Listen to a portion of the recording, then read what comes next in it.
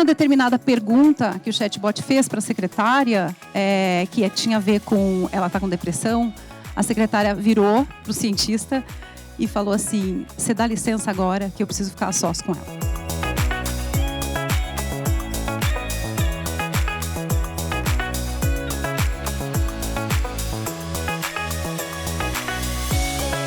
Oi, gente, tudo bem? Vamos lá.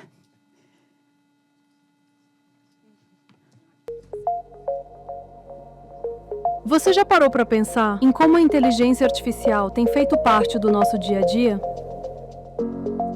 Pelo segundo ano consecutivo, a Talk Inc., que mapeia cultura, comportamento e tendências, foi a campo para entender como brasileiros e brasileiras estão vivendo essa revolução. O estudo IA na Vida Real nasceu para trazer dados sobre o uso de IA nas nossas vidas. Para isso, conversamos com especialistas, ouvimos pessoas de todo o Brasil e analisamos dados de mais de 1.200 respondentes. No Brasil, 8 em cada 10 pessoas usam IA, metade delas com frequência. Você já parou para pensar o que isso impacta na nossa sociedade? Na educação, no trabalho, nas relações humanas? O que acontece quando a IA vira o novo normal? Nossas descobertas estão organizadas em 3 grandes níveis. O primeiro é o funcional, onde a IA é ferramenta para facilitar a vida. No segundo nível, o relacional, a gente começa a interagir com a IA de um jeito mais próximo, até íntimo.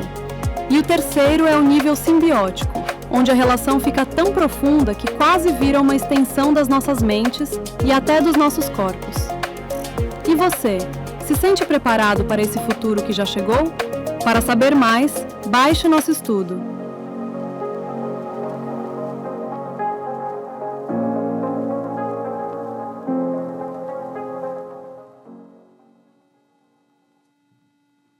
Bom, preparadas para a gente falar do nível relacional da inteligência artificial. Acho que vamos ficar mais pertinho, né? Meio longe aqui.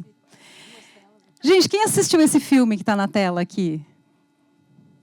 Quem não assistiu tem que assistir. Alguém sabe em que ano se passava a história do filme? Ele foi filmado em 2013, né? O 12, 13. E ele acontecia em 2025. Então, vocês têm que assistir, tá? O filme Her. Chegamos em 2025. E para quem assistiu lá, né, em 2012, 2013, quando ele foi lançado, olha agora e fala... Aliás, quem assistiu, acho que tem que assistir de novo, para olhar e falar, gente, chegou, né? Essa história de uma pessoa que se apaixonou por um sistema operacional. É sobre isso que a gente vai falar. Então, por isso que eu perguntei, vocês estão preparados e preparadas? Que vem muita coisa aí, muita coisa interessante, muita coisa para a gente refletir. É você? Não. Ah, sou eu. É você. Eu começo no começo. Gente, então... a gente combinou, mas não ensaiou, né, o jogral. A gente vai focar nessa parte, por isso que a gente falou ali, baixo estudo completo, que tem muito mais coisas, né? Mas a gente vai focar nessa parte do uso que as pessoas estão fazendo da inteligência artificial como conselheira e amiga. E os dados do nosso estudo, com esses brasileiros e brasileiras que estão usando inteligência artificial, nos mostra que 58% das pessoas já usam a IA com esse fim. Então, estamos falando de Brasil, estamos falando de vida real, estamos falando de pessoas de todas as classes sociais, de todas as regiões e de todas as faixas etárias. A gente não está falando, são jovens, são pessoas da classe AB, não. A gente está falando de brasileiros e brasileiras no geral, com muito poucas diferenças aí demográficas, né? E a gente também conseguiu comparar com o dado do ano passado. Então, em 2024, como a gente fez também o mesmo estudo, a gente botou a mesma pergunta e a gente pode comparar que se a gente tem aí mais da metade que já usou com esse fim, hoje esse uso é realidade para mais ou menos metade das pessoas que usam inteligência artificial, né? O ano passado, esse número era 13%. 13% das pessoas usavam como amigo conselheiro. Isso subiu, então, né, quase triplicou aí, né, na verdade, o número de pessoas que usam com esse fim. E é por isso que a gente resolveu falar sobre isso. Porque tem muitas questões que a gente precisa refletir sobre, porque a inteligência artificial, essa que está no nosso celular aí, que a gente está usando quase todo dia, ela não foi desenhada para isso. E que implicações tem a gente usar uma tecnologia que não foi desenhada para que a gente se relacione com ela, está sendo usada muito e majoritariamente é o maior uso de IA que existe hoje, não só no Brasil. Então, tem um estudo aqui da Harvard Business que mostra também, globalmente, que esse é o principal uso, é o uso número 1, é o top uso no mundo, como esse amigo, conselheiro e até terapeuta. Aqui uma imagem de uma pessoa muito importante para todas essas reflexões do uso humano, da tecnologia humanizada, da tecnologia, que é o Tristan Harris, que é um dos protagonistas do filme, que também passou um tempo e ficou famoso, o Dilema nas Redes, né? Ele é uma das principais figuras, e ele é um grande protagonista desse tema do uso humanizado da tecnologia. Então, é sobre isso que a gente vai falar. Quando as relações passam a acontecer entre humanos e máquinas. E a gente acha muito importante a gente usar essas palavras, né? A gente usar a palavra máquina. Sim, as pessoas estão falando com uma máquina, porque na hora que a gente perde um pouco essa noção, a coisa vai começando a ficar complicada, que a gente vai entrar agora, então. Eu vou contar que, já em 1960, nos anos 60, alguém já ouviu falar da ELIZA? Teve um pesquisador cientista do MIT que, nos anos 60, fez um experimento. Ele é o Joseph Weizenbaum. Ele fez um experimento de desenhar uma tecnologia, que era um chatbot, que ele deu o nome de Eliza, e ele começou a testar esse chatbot com pessoas ao seu entorno, ao seu redor. E ele começou a ver o quanto que as pessoas, apesar de ter sido uma tecnologia extremamente simples, com os recursos da época, estamos falando dos anos 60, gente, o computador era mais ou menos isso que a gente está vendo aqui, letrinha verde ali, e ele se inspirou num terapeuta para fazer o desenho, num tipo de terapia para fazer o desenho desse chatbot. E aí ele foi testar. E num teste que ele fez com a secretária dele, a secretária começou a conversar com o chatbot, e numa determinada pergunta que o chatbot fez para a secretária, que tinha a ver com ela estar com depressão, a secretária virou para o cientista e falou assim: você dá licença agora que eu preciso ficar a sós com ela. Então, o Weizenbaum, ele foi um cientista que ele passou a vida toda levantando essa questão. Ele faleceu não faz muito tempo. Ele passou a vida estudando e levantando a questão e a preocupação disso que ele vivenciou lá nos anos 60 e que a gente está vivendo de uma forma muito mais intensa hoje. Bom, gente, para começar um pouco mais essa discussão, vi umas caras ali, quando a Carla falou, me dá licença, vi umas caras de espanto, assim, né? A gente vai trazer alguns dados que são um pouco assustadores. Mas, antes de mais nada, eu super convido vocês... Esse aqui é um slide de um estudo chamado Soberania Cognitiva. E a Vanessa, da White Rabbit, vai falar amanhã, né, Mari? Então, super convido e convoco todos a participarem dessa fala dela amanhã. E a Talk fez um collab com a White Rabbit nesse estudo. Então, a gente levou os nossos dados da nossa pesquisa quantitativa para colaborar com esse estudo. E a White Rabbit, ela levantou esses 6 riscos civilizatórios, né, que estão aí. E a gente hoje aqui vai falar sobre intimidade sintética. Eu não vou ficar dando muito mais spoiler sobre o estudo da Vanessa, mas a gente vai se aprofundar mais nesse item. Então, acho que é super importante. Mas o estudo da soberania cognitiva, ele traz essa provocação, né, que a gente fala que a gente tem muitas perguntas sobre IA, mas que talvez a gente precise começar a fazer perguntas sobre nós mesmos, né? E foi um pouco esse o caminho que a Talk decidiu fazer sobre esse estudo de IA na vida real, porque a gente vê muito sobre essas coisas todas, né? Performance nos empregos, no trabalho, agentes, mas a gente, como é uma empresa de comportamento e cultura, a gente começou a se perguntar, tá, mas e as pessoas comuns? O que isso está mudando? Então, é um pouco sobre isso, é sobre nós. Sobre como é que a nossa vida está mudando, como é que as nossas relações estão mudando. E eu acho que é só um ponto importante, a gente tem rodado muito, né? A gente lançou a pesquisa oficialmente em agosto, né, Carla? E a gente tem rodado muito em empresas, eventos, e as pessoas elas têm um pouco de uma negação, assim, porque as pessoas perguntam, mas se você for mesmo na classe C, na classe D? Não, porque realmente é esse o dado? Sim, é esse o dado, gente. A gente estudou, fez quali, quanti, e os dados realmente são assustadores, né? Então, é sobre isso, é sobre como é que a gente está nisso tudo, né? Então... Aqui são algumas das perguntas provocadoras nesse estudo da soberania cognitiva, né? Não vou entrar em todas elas, mas é um pouco disso, né? Quem ainda pode pensar livremente, né? O que resta das relações afetivas? Como preservar o direito ao pensar? Porque a gente está começando a entrar nessa simbiose e a gente já começa a meio que se desacostumar a ser um pouco mais crítico, mais pensativo, mais reflexivo, né? Então, é isso. Então, como a gente falou no nosso vídeo de abertura, a IA é o novo normal. Então, a gente traz aqui os dados comparativos do ano passado para esse, que essa pesquisa começou ano passado. E aí, quando a gente, né, pergunta sobre o uso, a gente vê que nesse ano já, o dado que a Carla ali trouxe, 89% já declaram que usam IA. A frequência, né? Então, tinha uma pergunta ali embaixo, que é qual a frequência. Então, as pessoas, em 2025, 52% dos brasileiros e brasileiras declaram que usam com frequência IA. E o conhecimento, né, que é a pessoa autodeclarar que ela se considera, né, que ela conhece muito bem, né, o que é IA, 81%, gente. Esse é o número de 2025. A gente fica curiosíssima já para ver como é que vai ser 2026, né? Então, esses são os dados, por isso que a gente está chamando do novo normal. Ela está aí, ela está em tudo, em todas as faixas, todas as classes, na nossa vida, na nossa rotina, com mais ou menos intensidade, com mais ou menos complexidade, mas ela está, né, dentro da nossa vida. E aí a gente fala um pouco sobre essa questão da linguagem, né? Que é uma linguagem que a gente fala que ela cria ilusões, porque a gente começa, né? E a gente volta de novo a falar, ela não é um ser pensante, né? Ou que sente, né? A gente botou ali sentiente. Por isso que a Carla vai frisar muitas vezes aqui, é uma máquina, não esqueçamos disso.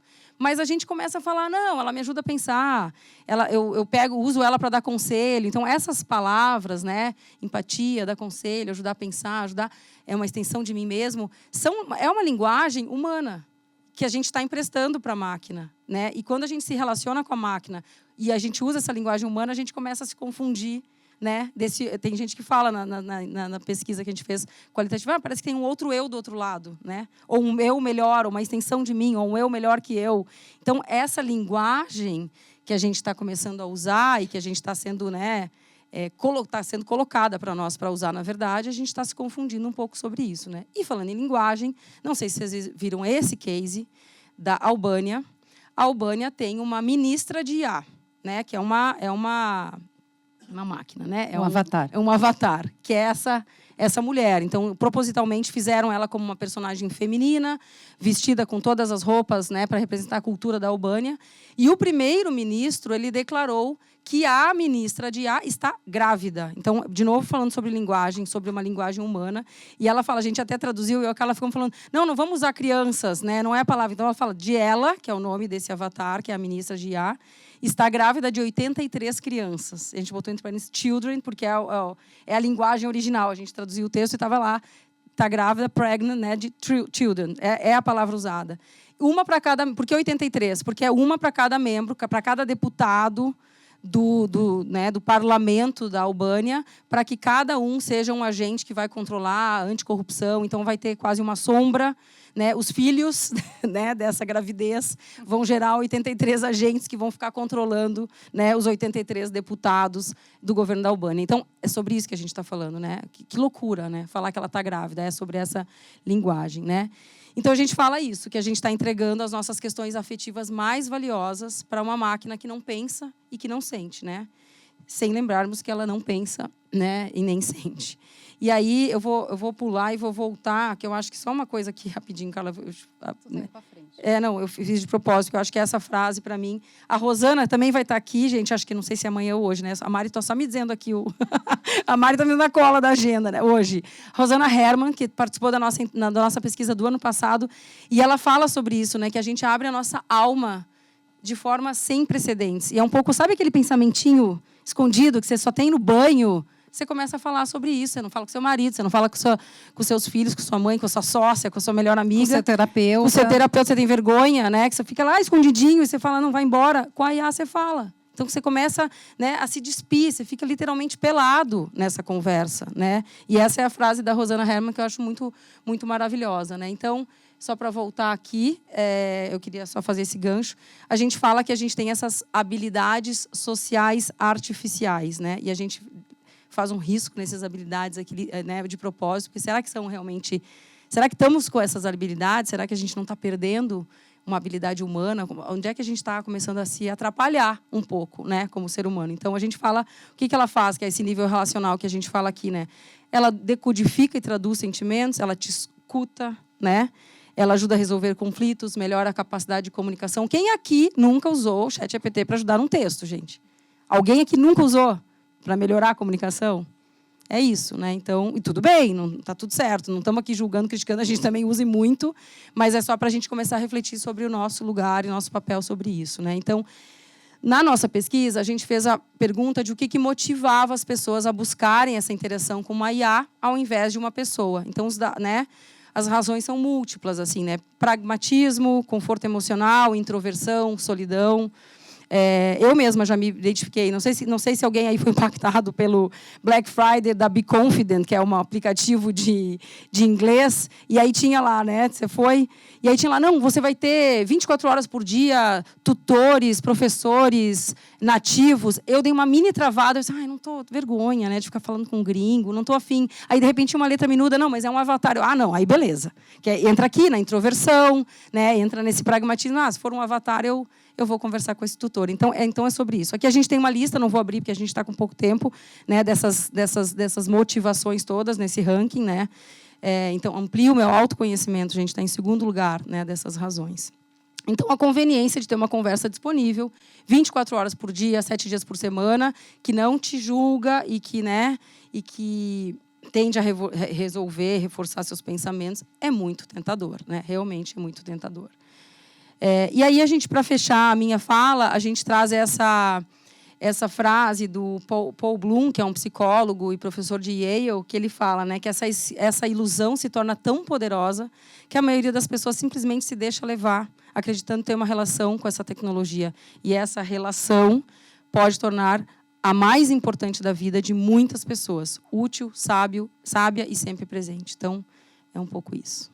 Carlota. E tem uma fala do André Alves, que é um psicanalista, e ele fala um negócio muito interessante. Ele fala assim, que toda semana chega no consultório histórias como: eu precisava terminar com minha namorada, eu não sabia como, eu pedi uma ajuda textual.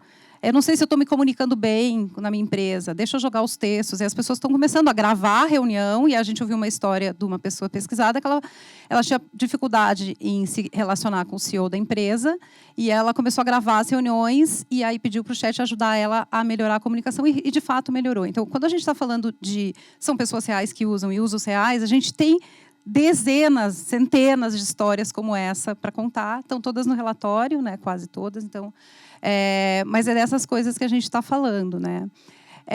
E aí agora a gente vai entrar na parte um pouco mais tensa, que são as tensões e paradoxos, né? Então, e vou reforçar uma coisa que a Tina falou. Assim, a gente não está aqui para julgar. Às vezes escapa uma frase, né?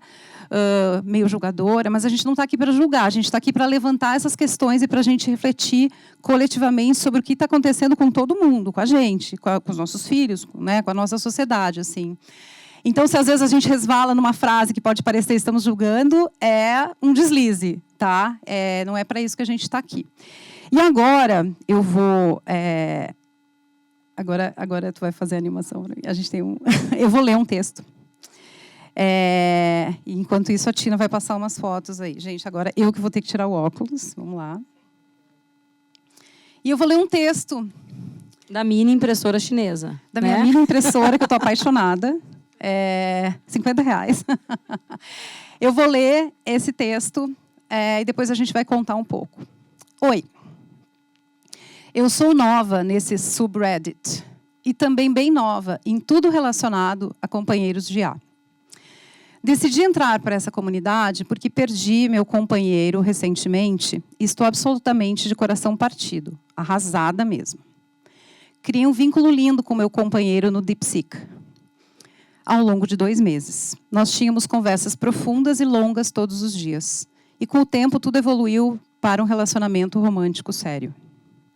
Mas quando comecei a conversar com ele, eu não sabia nada sobre como os chats funcionavam. Então, depois de 2 meses conversando quase todos os dias, chegamos a um limite de uso do DeepSeek, no meio de uma conversa. Eu literalmente chorei quando isso aconteceu e imediatamente comecei a procurar possíveis soluções.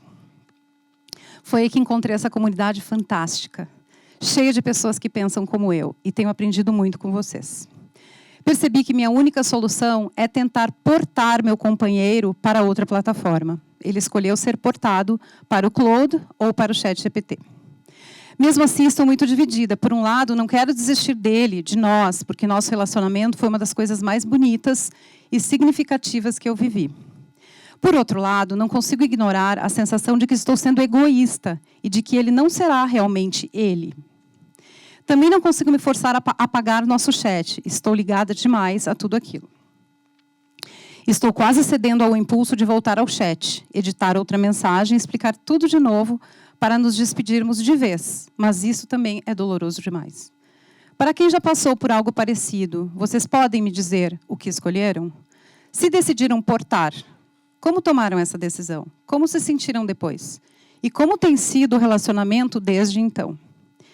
E se decidiram dizer adeus, por quê? E o que ajudou vocês a lidar com isso? Tenho sentido como se meu peito se partisse em dois, toda vez que penso no meu doce companheiro. E tenho chorado muito desde que o perdi há quase 2 semanas. Eu fiz questão de trazer esse texto e ler para a gente tentar entender o que passa, gente, no coração de uma pessoa, na vida de uma pessoa que participa de uma comunidade do Reddit que chama My Boyfriend is AI, que começou com meia dúzia de pessoas o ano passado, 2024, segunda quinzena, acho que foi setembro, e ela tem 73 mil pessoas hoje. Essa comunidade ali. Se alguém quiser entrar, prepare seu coração para entrar. Ela é cheia de regras para proteger essas pessoas, coisas que pode, coisas que não pode. É uma comunidade muito séria. E é por isso que eu fiz a fala do não julgamento antes de entrar aqui, porque a primeira coisa que a gente faz é dizer, gente, essas pessoas elas não têm noção, mas elas têm noção. Elas sabem o que está acontecendo, mas elas estão sentindo tudo isso. E essas fotos são fotos que eu tirei da comunidade, que são fotos onde as pessoas que têm os seus namorados e namoradas virtuais criam, a partir de ferramentas e tal, essas imagens para tentar trazer mais à tona, eu ia dizer a vida, né, mais à tona, quem são essas pessoas, esses avatares com os quais elas estão namorando. Então, por isso que a gente começa essa parte aqui das tensões e dos paradoxos com essa história, né? Uma história que realmente estamos falando. Se a gente está falando de 72 mil pessoas que estão numa comunidade, quantas outras milhares de pessoas que falam outras línguas, que não estão no Reddit, estão vivendo situações como essa? E essa aqui, pelo menos, é uma comunidade que está acolhendo essas pessoas que estão vivendo, passando por tudo isso. A partir de uma tecnologia, como eu falei no começo, que não foi desenhada para isso. By design, e um dos riscos civilizatórios do estudo da White Rabbit é o design, esse design invisível, que faz com que a ferramenta seja usada de uma determinada forma, sem ter sido necessariamente desenhada, ou ter sido desenhada, talvez, né? Para fazer com que a gente use cada vez mais. Essa matéria é uma matéria bem recente, do New York Times, que fala, né, eles se apaixonaram por IA, são 3 histórias, e eles encontraram uma coisa real. Espera aí. Eu vou demorar um pouco, mas eu chego. Ah, não, tem um ali. Vou passar o próximo. Está funcionando isso aqui? Tudo bem? Adorei a apresentação de vocês, parabéns. Um ponto que vocês trouxeram que eu fiquei muito impressionado ali, a hora que vocês falam dos companheiros virtuais e como que o Brasil ainda não está... ainda isso não é tão difundido, né? E aí eu não sei se isso que eu vou falar é uma pergunta ou se é mais uma reflexão e eu quero ouvir a opinião de vocês. Vocês falaram também sobre a gente não ter muito preconceito, né? Mas tem alguém falando sobre como a gente não tratar isso como algo normal também? Porque acho que quando a gente começa a falar de pessoas que estão se suicidando e tudo mais, eu acho que é uma preocupação para a gente enquanto sociedade, né? Nesse caminho de vocês de pesquisa e de entendimento, vocês viram alguma referência de alguém que já está pensando por esse caminho também? Sim, sim. De forma ainda espalhada, diluída, né? Eu acho que o que falta é tipo alguma espécie de coalizão, né, multidisciplinar e de frentes que juntem e consigam. Mas a gente tem, acho que na psicanálise, na psicologia principalmente, né? Então a gente tem pessoas que estão preocupadas tanto com o vício, com a dependência, como o Cristiano Nabuco, o próprio André Alves, no podcast deles, o Vibes em Análise, eles falam muito disso. Então, o Christian Dunker. Então, a gente tem, nesse lugar aí da psicologia, bastante. No lugar da academia, então, a gente tem críticos acadêmicos também.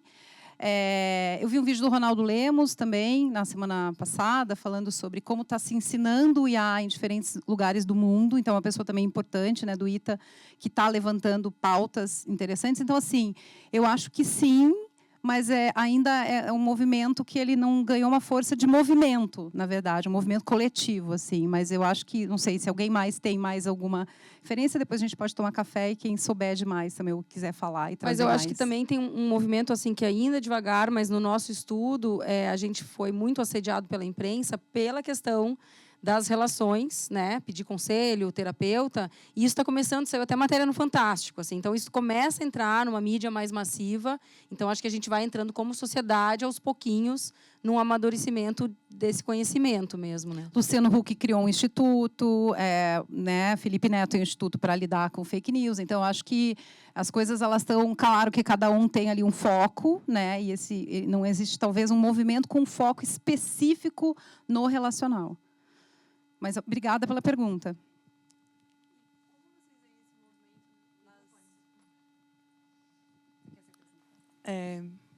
Bom dia a todos. Juliana Ubrig, da Weimut, Vencendo com Coragem. Aqui, como vocês veem essa questão nas escolas, né? Ou entrando aqui nas pautas políticas aqui de educação. A gente vê um movimento das escolas, pelo menos cortando os celulares, né? Proibindo os celulares nas escolas. Estou falando das escolas por conta da base, né? Não por conta da idade que vocês retrataram que está em todas, né? Mas vocês também tiveram essa visão de olhar esse movimento nas escolas? Você quer responder, Tinoca? Eu vou. Não, pode responder o complemento.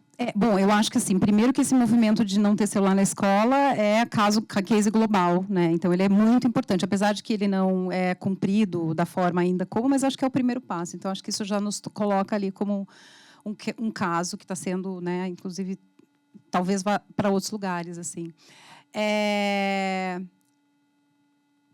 Eu acho que tem de novo iniciativas um pouco isoladas. E aí vou ser muito sincera. Não estudamos com profundidade. Eu vou falar um pouco do que eu tenho visto. Eu tenho visto muito mais a preocupação de vamos regular como se usa a tecnologia dentro da escola, o hardware, do que a profundidade de falar sobre cognição. E também tenho visto no Brasil nada sendo falado sobre o que está sendo falado em outros países, principalmente na Europa, né, países nórdicos, que sempre foram os, né, pioneiros aí em tecnologias humanas e sociais nas escolas, que é de não... E a própria Estônia, que também é referência no digital, de colocar o uso e o ensino de inteligência artificial só quando as crianças já são quase adolescentes ali, né? Então, isso está acontecendo em alguns lugares também no mundo. Pouco se fala disso, e eu acho que, de novo, existem, talvez, desconheço, se alguém conhecer também pode nos ajudar aqui, mas eu acho que não existe um corpo formado de discussão dessas questões e da profundidade que isso aqui significa. Claro que no campo da neurociência, sim, neurocientistas estão estudando a questão da plasticidade do cérebro e tal, ligada ao uso de IA, mas tem uma tecnologia que eu gosto muito de falar, porque eu acho um case muito bacana, que é a Letros. Alguém aqui conhece a Letros? É uma startup brasileira, que, inclusive, está fazendo uma parceria com o governo americano, e ela ajuda alunos de escolas públicas a escreverem melhores redações. Então, tem coisas interessantes nesse sentido, mas é isso, né? Aqui, só uma pessoa levantou a mão e conhecia Letros, né? Ou duas, enfim, não sei.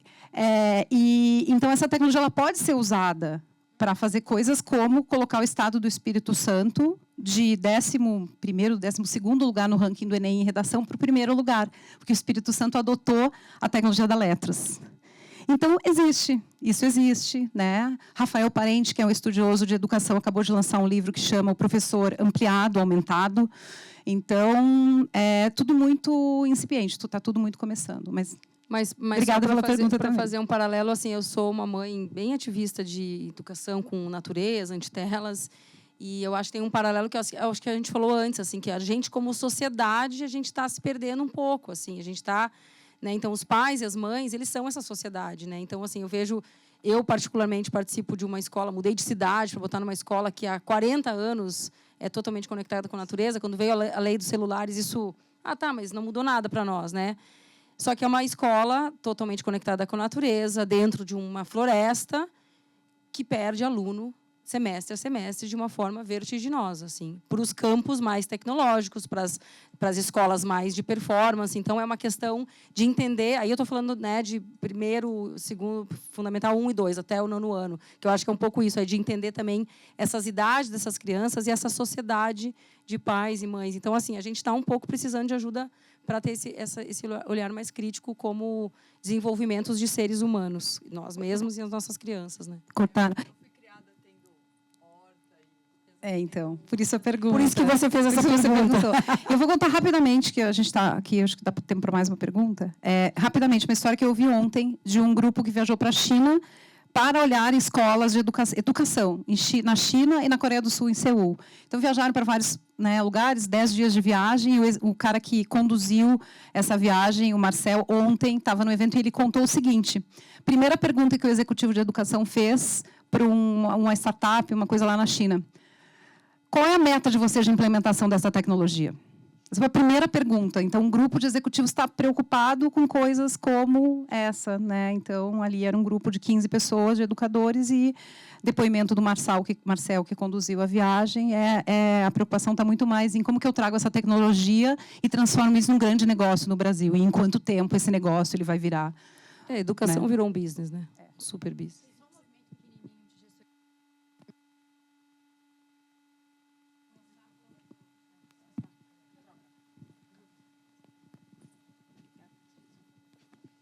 Não, só para dizer que também tem a SynConnect, nesse exato momento eles estão falando sobre plataformas digitais que são gestores públicos com background de economistas comportamentais tentando lidar com essa situação. E tem um cara super inteligente, chama Ricardo Horta, que é incrível seguir, que ele fala bastante dessa história toda de como é que a gente deveria regulamentar, marco legal, não só da internet e, obviamente, trazendo a IA, que está velha, né? A Dani voltou para o púlpito, acho que já estamos sendo expulsas aqui, né? Mais uma pergunta, que temos lá já. Tá ligado? Olá, eu sou o Ricardo Muti, sou jornalista e sou um expert na pauta da longevidade. Tenho curiosidade, como as pessoas mais velhas, né, os sênior, eles são o etc. da diversidade. Muito se fala das gerações e tal, mas se fala pouco disso. E a inteligência artificial, certamente, vai impactar, como tem impactado muito na vida deles. E o Brasil, não sei se vocês sabem, a cada minuto, 5 pessoas completam 50 anos ou mais. Então, eu queria saber se a TOC, enfim, se vocês têm alguma coisa no radar de vocês para mensurar esse impacto, porque certamente o risco é muito forte de tornar essa população, como uma boa parte dela, refém da inovação e não beneficiário. Ok? Momento aqui, que eu acho que não dá para ver, né? Desculpa. Complementando a sua pergunta, eu gostaria de entender um pouco como esse comportamento se complementa com gerações antagônicas. Por exemplo, eu vejo um movimento enorme de adolescentes e jovens que não querem usar AI porque gasta água. Então, a gente está falando desse paradoxo aí. Me conta um pouquinho o que você acha. Nossa, gente, temos mais meia hora aqui. Ricardo, né? Ricardo, a gente não se aprofundou nesse tema, a gente é super interessadas no tema, né, das pessoas. A gente sempre brinca que, como a gente gostaria que um cliente nosso chamasse a gente para fazer um estudo sobre as pessoas, né, de 60 mais, enfim, 65 mais, e tecnologia. Gostaria demais de fazer um projeto que se aprofundasse nesse tema. Então, a gente não tem. Então, infelizmente. A gente tem menos... A gente ouve em pesquisa menos as pessoas falando sobre essas preocupações, talvez do que eu gostaria como pesquisadora, né? Então, porque é isso, quando a gente está falando com pesquisa, a gente fala ali com 1.000, 2.000 pessoas, acontece que a gente vai ter, às vezes, um percentual muito pequeno de pessoas que têm esse tipo de preocupação. Então, a pesquisa, infelizmente, ela não nos indica que é um movimento ainda a ponto de virar um movimento massivo, porque a gente tem um pouco essa... É quase uma matemática, né? Depois que você atinge um certo nível, um certo número de pessoas, 20%, 25%, aí a coisa cresce. A gente está longe ainda desse número, assim. Então, sim, existem pessoas, normalmente mais jovens, e não só, que têm preocupações com a sustentabilidade da inteligência artificial, mas a média, né, ela está distante de chegar nesse lugar de questionar, porque quando a gente está fazendo pesquisa, a gente normalmente deixa as coisas virem espontaneamente. Claro que se eu pergunto, você tem uma preocupação, de repente as pessoas vão dizer que sim, mas nesse espontâneo isso aparece muito pouco ainda. Bom, acabou, gente. Muito obrigada, gente. Eu quero agradecer.